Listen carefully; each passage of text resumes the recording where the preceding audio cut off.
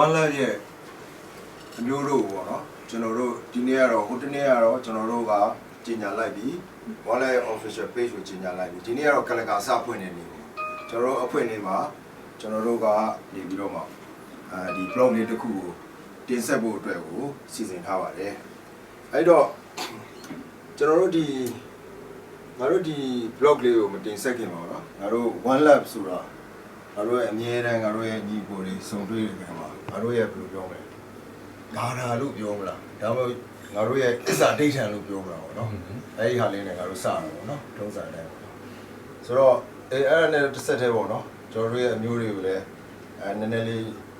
သိပြီးတဲ့လူလည်းသိပြီးပါပြီ one love ရဲ့ပန်လေးရဲ့ကျွန်တော်တို့အနေထားလေးကိုပေါ့နော်ပြောပြချင်တယ်ကျွန်တော်တို့ကကျွန်တော်တို့မှာကဘာသာမရှိဘူးပြောလိုက်လို့တချို့ကတော့ဘာသာမဲ့လာပါလားအဲ့လိုဘာသာမဲ့လို့ပြောလဲရတယ်ပေါ့နော်ဘာသာမဲ့လဲဒါပေမဲ့ယုံကြည်ကိုးကွယ်ရတော့ရှိကျွန်တော်ယုံကြည်ကိုးကွယ်တာကတော့တခြားမဟုတ်တို့လိုပြောရရင် love ချစ်ချင်းမြတ်တာပဲကျွန်တော်တို့ကိုးကွယ်တယ်ကိုးစားတယ်အားကိုးတယ်ပြီးတော့ကျွန်တော်တို့ဒီဟာနဲ့ပဲကျွန်တော်တို့ရဲ့ဘဝကိုအသက်ရှင်တကယ်တော့ချစ်ချင်းမြတ်တာဘာသာတရားတိုင်းမှာအခြေခံရတာတော့ချစ်ချင်းမြတ်တာပါပဲပေါ့နော်ဆိုတော့ကျွန်တော်တို့ကတော့အဓိကကျွန်တော်တို့ရဲ့ကိုးကွယ်မှုကျွန်တော်တို့ရဲ့ယုံကြည်မှုဟာ love ဆိုတဲ့ချစ်ချင်းမြတ်တာပဲဖြစ်တယ်အဲ့ဒါလေးကိုလည်းအမျိုးတို့အသိပေးချင်တာပဲပေါ့နော်ငါဒီလူဘာသာစကားကို၎င်းကောင်းကင်တမန်ဘာသာစကားကို၎င်းပြောနိုင်တော့လေမေတ္တာမရှိလေအတ္တမီသောတဘိုးခရာကဲ့သို့၎င်း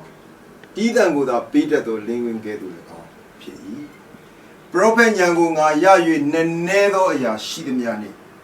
အမျိုးမျိုးသောသိပ္ပံအတတ်ကိုတတ်တော်၎င်းတောင်များကိုရွေ့နိုင်သောယုံကြည်ခြင်းအမျိုးမျိုးနှင့်ပြည့်စုံတော်၎င်းမေတ္တာမရှိလေအချီးနှီးတတ်တဲ့ဖြစ်သူတစ်ပါးကိုငါကြွေးမွေး၍ဥစ္စာရှိသည်များကိုစွန့်ကြဲသည်သာမကကိုယ်ခန္ဓာကိုမီးရှို့စေခြင်းကအပ်တော်လဲမေတ္တာမရှိလေငါ၌အကျိုးမရှိမေတ္တာသည်စိတ်ရှိတတ်၏ကျေးဇူးပြုတတ်၏မေတ္တာသည်ဂုဏ်ပြိုင်ခြင်းမရှိဝါကြွားခြင်းမရှိမာမာနမရှိမလျော်ပတ်စွာမချစ်တတ်ကိုအကျိုးကိုမရှာတတ်ဒေါသအမြဲမထွက်တတ်အပြစ်ရှိသည်ဟုမထင်တတ်မတရားသောမှု၌ဝမ်းမြောက်ခြင်းမရှိတတ်တမန်တရား၌ဝမ်းမြောက်တတ်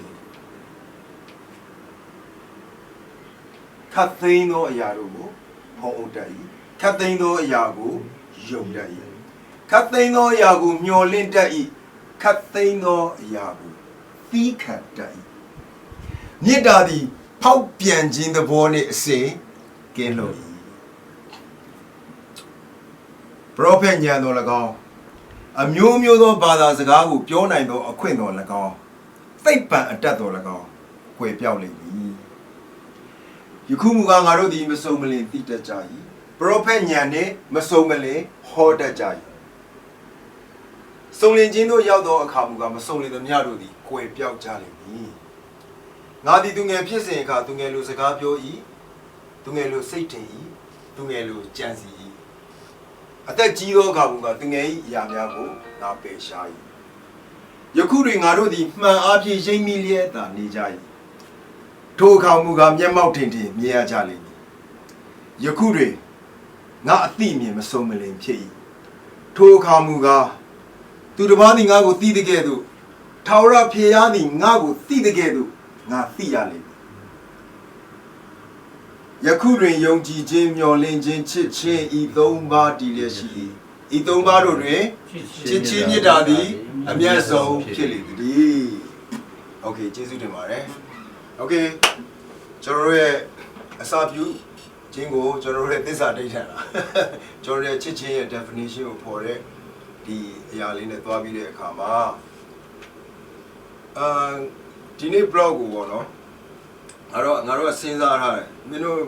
စဉ်းစားလာမယ်ဒီနေ့ချိန်လာတယ်ပေါ့နော်အခုကိုရိုးတော့ပေါ့နော်ရိုက်နေတဲ့ကိုရိုးတို့ပါတော့ကဲငါတို့တစ်ခုလေးကိုမျိုးတွေကိုကလကာဖွင့်ပြီးတော့ငါတို့ရဲ့ first blog လေးကိုပြမယ်ဆိုတော့ငါတော့စဉ်းစားပြီးတာစောဖို့ကောသူများတွေပဲရှိသေးလားဘာလို့စောဖို့ကောနဲ့ one love ပေါ့နော်ဆိုတော့အခုက one love ဆိုတဲ့ဟာကိုတို့ကနေပြီးတော့ပြိဿကိုချပြမှာတို့ရဲ့အမျိုးတွေကိုချပြမှာဆိုတော့ one love ကိုချပြမှာဆိုတော့စောဖို့ကဆက်စချင်းမှာဆက်စချင်းပထမဆုံး first သူ့ရဲ့ album ကတကယ်ကိုဆိုတဲ့ title နဲ့ထွက်ထားတယ် အဲ့တော့မင်းတို့တော့မရောက်သေးဘူးပေါ့နော်မင်းတို့လည်းသိချင်မှသိလိမ့်မယ်ဒါပေမဲ့ကြားရတော့ကြားမှာပေါ့နော်ဆောဘုကားဆိုမသိခင်အဲ့ဖြစ်နေအဲ့တော့ first album ကို Century ဆိုတဲ့ band နဲ့စပြီဆောဘိုင်းမှာစအဲ့တော့ Century band မှာ KB ကကို David ပဲအောင်lead က boy bass ကဂုံမှုKB က2ယောက်တီးတယ်အဲ့တော့ကိုအောင်ဒူးနဲ့ကို David ပဲအောင်ပြီးတော့ဟိုက drama ကိုမရခိုင်ဆိုတော့အဲ့ဒီ Century band နဲ့ဆောဘွားစားအဲ့တော့ဆောဘွားရဲ့ဒုတိယ album မေဖို့သိခဲ့နေလို့အဲ့ဒါလဲ Century နဲ့ပဲအဲ့ဒီအတွဲလေးပဲဆက်သွားတယ်ဆိုတော့ငါတို့ကအဲ့တော့ကျက်စင်မုတ်တိုက်နားမှာရှိတဲ့အဲ့ဒီဟိုနောက်ပိုင်းတော့ CDFN တွေပါလေလုတ်သွားတယ်ဒီ Studio D အဲ့ဒီမှာ recording လုပ်တာပေါ့နော်မင်းစင်ကတော့ကိုအောင်လူဆွဲတယ်ငါသိတယ်လို့အဲ့နာပဲဖြစ်ဟုတ်ပြီအခုပြောချင်တဲ့အကြောင်းအရာဒီ one lap တဲ့ဆော့ဘုကွာဆိုတော့တီးရတော့ဒီလူတွေပဲအဲ့ဒီဆော့ဘုကွာရဲ့ဖြည်းဖြည်းရောက်ဖဆိုတဲ့ album မှာဘန်ရဲ့နာမည်ကို one lap လို့စာပြီးပြောင်းတယ်အဲ့ဒါနဲ့တစ်ဆက်တည်းပေါ့နော်မှတ်မိတာပြောရမယ်ဆိုလို့ရှိရင်လူတွေကတော့အဲ့ဒီလူတွေပဲဒါတော့ sorry drama ဟိုဘူတောက်ဖြစ်လာပြီအဲ့ဒီ one lap ဆိုတဲ့ဘန်မှာ boy က lead ကို David က KB bass ကိုကုံမူဟိုက drama တော့ဘူတောက်အဲ့ဒီမှာတို့စလာပြီပြည့်ရောက်ပါအောင်နော်ဆိုတော့မှတ်မိတာတခုရှိတယ်ပြည့်ရောက်ပါအောင်အဲ့က promotion တွေကိစ္စတယ်တို့ဟိုလုပ်ပြီးဆိုရင်အခွေတွေထုတ်ပြီးဆိုရင်ဆိုတော့တွေကလေ promotion